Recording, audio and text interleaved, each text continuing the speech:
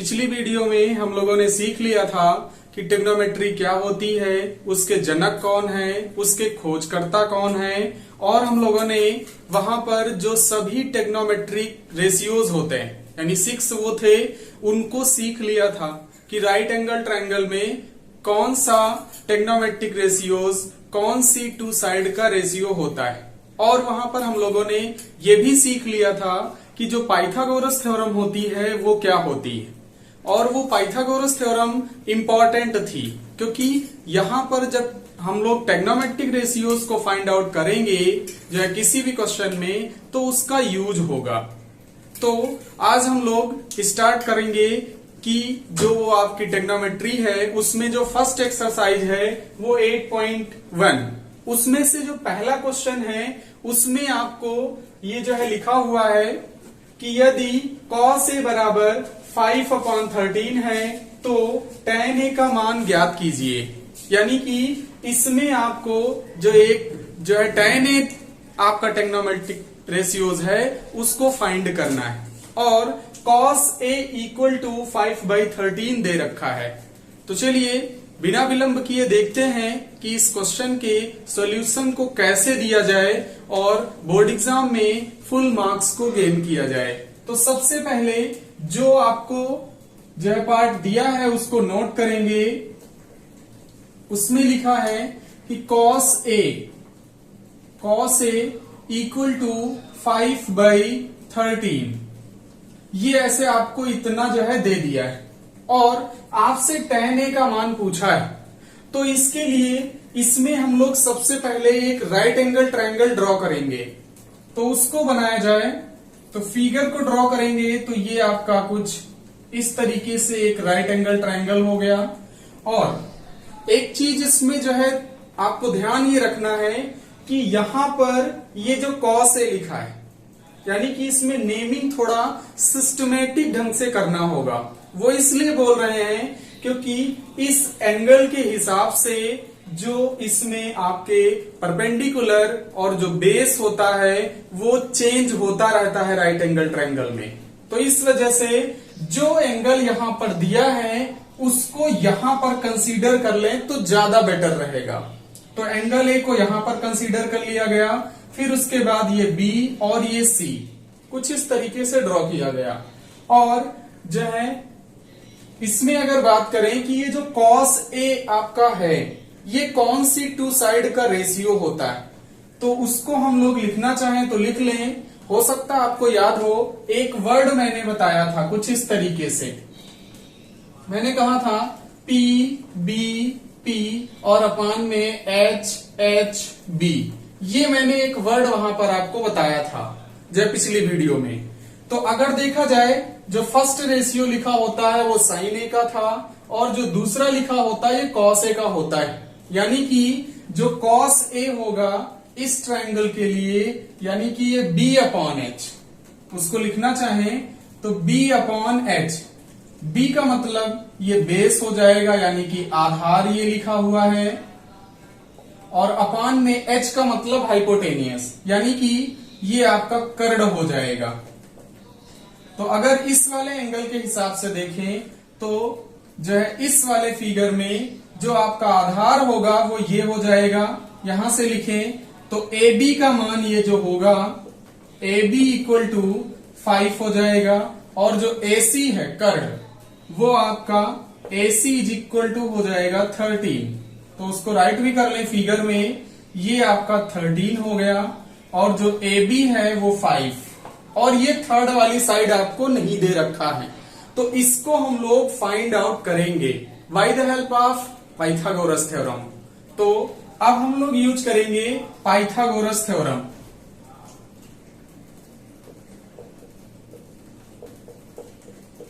Pythagoras प्रमेय से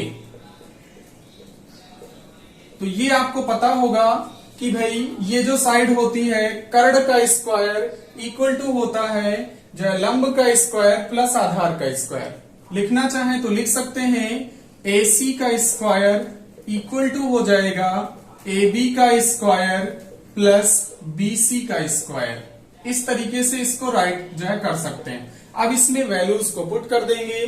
तो वैल्यू को पुट करें तो AC का मान 13 यानी 13 का स्क्वायर, AB का मान 5 है 5 का स्क्वायर, BC आपको नहीं दिया है, इसी को फाइंड करना है। फिर लिखेंगे 13 का स्क्वायर, ये 169, 5 का स्क्वायर 25 और ये BC ऐसे ही राइट कर लेंगे। उसके बाद सॉल्व किया जाए, BC का मान निकालना है तो इस 25 को इसकी तरफ इसको ट्रांसफर कर दीजिए। तो ये हो जाएगा 169 और ये माइनस का 25 इक्वल टू BC स्क्वायर। इसको सॉल्व करें तो ये आपको दिखेगा 144 इक्वल टू BC स्क्वायर, या फिर इसको हम लोग लिखना चाहें तो 12 का स्क्वायर लिख सकते हैं और ये BC स्क्वायर, यानी कि यहां से देखा जाए तो फाइनली इसका आंसर आ जाएगा ये 12, यानी BC का मान जो निकल करके आया वो 12 हो गया। फिगर में लिखना चाहें तो लिख सकते हैं, यानी BC जो निकल के आया 12। अब उसके बाद आपसे tan A का मान पूछा था। अब हम लोग tan A का मान आसानी से लिख सकते हैं, तो लिखेंगे tan A, यानी कि एंगल A के हिसाब से आपको tan A का मान बताना है। तो एंगल A के हिसाब से पहले तो इस वाले वर्ड से देखो, जो tan A होता है वो क्या होता है। तो मैंने बताया था कि जो थर्ड वाला ये फ्रैक्शन है P/B, यानी कि इसको लिखना चाहो तो P/B ये जो होता है ये आपका यानी कि रेशियोज होता है। P का मतलब हो जाएगा परपेंडिकुलर, B का मतलब बेस। तो इस वाले फिगर से देख करके लिखो तो एंगल A के हिसाब से परपेंडिकुलर का काम BC कर रहा है, तो ये हो जाएगा BC और अपान में B का मतलब बेस यानी कि AB, तो ये AB हो जाएगा। और इसको राइट करें तो यहां से हो जाएगा ये BC का मान 12 और अपान में AB इक्वल टू 5। ये ऐसे जो है tan A का मान फाइंड हो जाएगा। अब उसके बाद बिल्कुल इसी तरीके से दूसरे क्वेश्चन की बात करें तो दूसरे क्वेश्चन में लिखा है यदि cos A equal to A/B है तो tan A का मान ज्ञात कीजिए। इस क्वेश्चन को भी बिल्कुल उसी तरीके से करेंगे जैसे पहला क्वेश्चन किया गया। तो इस क्वेश्चन का अगर स्क्रीनशॉट लेना चाहें तो ले सकते हैं।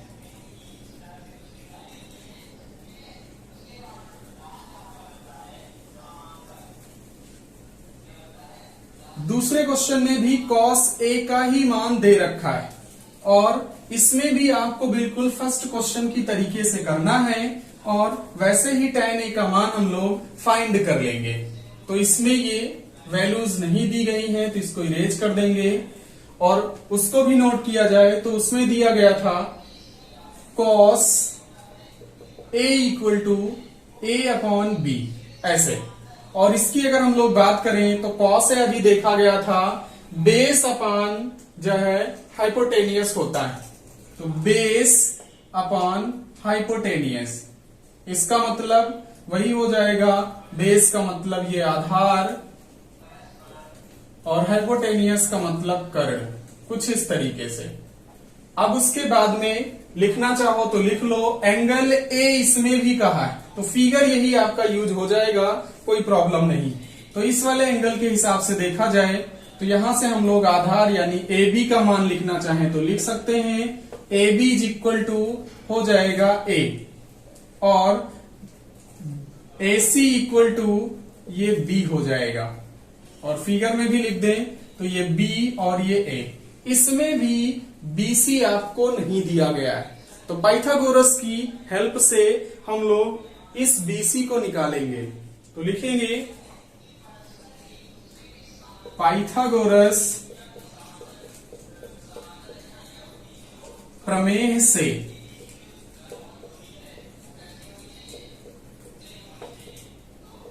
और वो पाइथागोरस प्रमेय क्या होती है कि AC का स्क्वायर इक्वल टू B लिखा हुआ है और ये AB का स्क्वायर प्लस BC का स्क्वायर ऐसे हो जाएगा।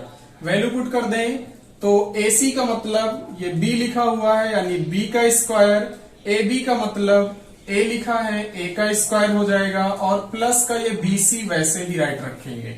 अब यहां से BC का मान निकालना है तो BC का मान हो जाएगा ये B स्क्वायर, और A को इस साइड ट्रांसफर कर दें तो A स्क्वायर हो जाएगा, और यहां से BC इक्वल टू ऐसे, या फिर BC का मान निकालना हो तो ये स्क्वायर हटाना पड़ेगा, तो ये BC इज इक्वल टू जो निकलेगा B square minus A square, और इस पर आकर के अंडर रूट लग जाएगा।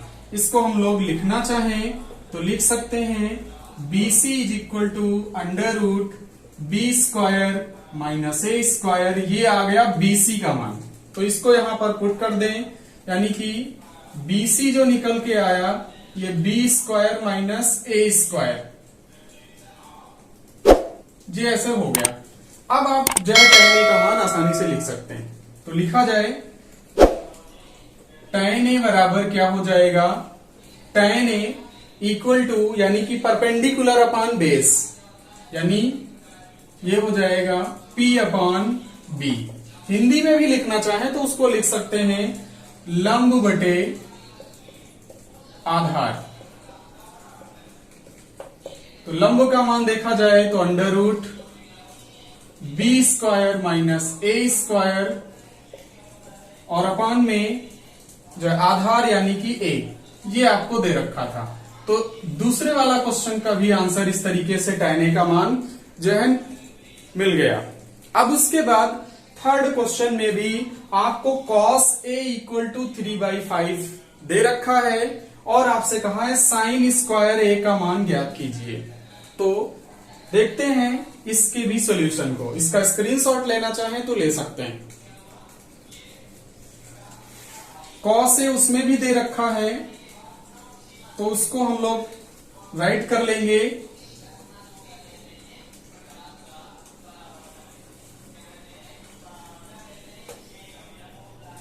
इसमें भी दिया गया cos A is equal to 3/5, यानी कि 3/5 ये मान ऐसे दिया, और ये थर्ड वाला पार्ट है, थर्ड पार्ट। तो उसको भी देख लिया जाए तो आधार AB, और इसमें भी एंगल A के हिसाब से ही सब कुछ आपको फाइंड करना है।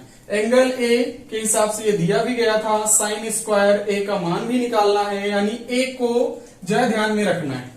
तो उसको लिखा जाए तो जो आधार AB है,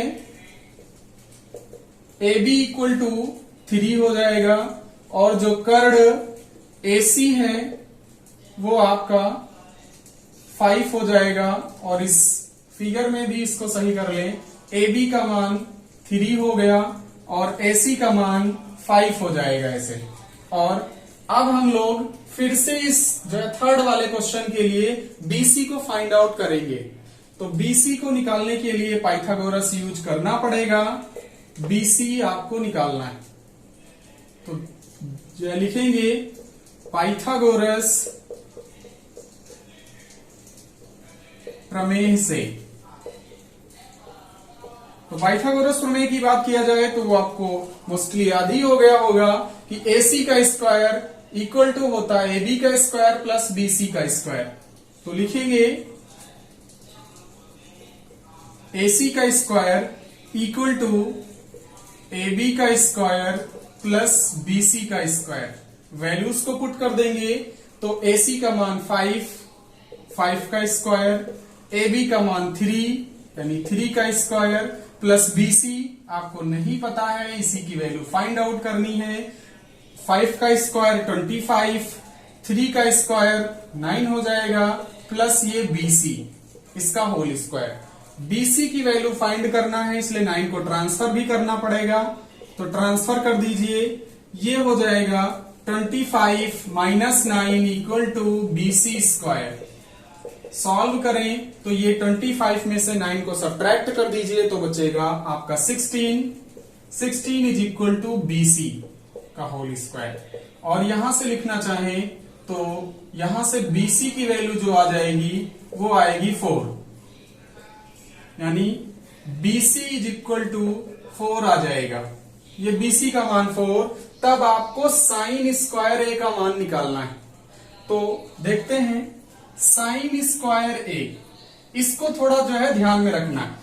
अभी आपने जो है पहले चाहो तो साइन ए का मान भी फाइंड कर सकते हैं, तो पहले साइन ए का मान ही निकाल लीजिए, क्योंकि जब तक साइन ए का मान नहीं निकालोगे उसका स्क्वायर का मान भी नहीं बताया जा सकता है। तो उसको लिखना चाहें तो हम लोग साइन ए का मान निकाल लेंगे पहले। तो साइन ए देखा जाए तो परपेंडिकुलर अपान हाइपोटेनियस होता है इसका मान, तो लिखेंगे परपेंडिकुलर अपान हाइपोटेनियस। इसका मतलब BC फाइंड कर चुके हो, इसका मान ये 4 आ चुका है, तो लिखो perpendicular upon hypotenuse. Angle A के हिसाब से देखना है, एंगल ए के हिसाब से, तो ये परपेंडिकुलर का काम करेगा, ये बेस का, ये हाइपोटेनियस का। तो लिखे परपेंडिकुलर हो जाएगा 4 और अपान में हाइपोटेनियस ये 5। इस तरीके से 4/5 साइन ए का मान आया।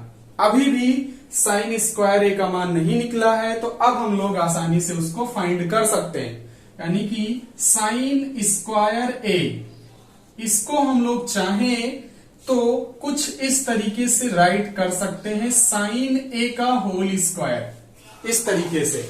और साइन ए का मान निकाला जा चुका है, तो उसको सॉल्व कर लें, यानी कि 4/5 इसको राइट कर सकते हैं।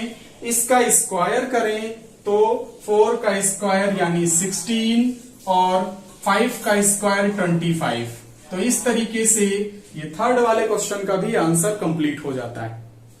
तो आई होप कि आपको ये वीडियो पसंद आया होगा।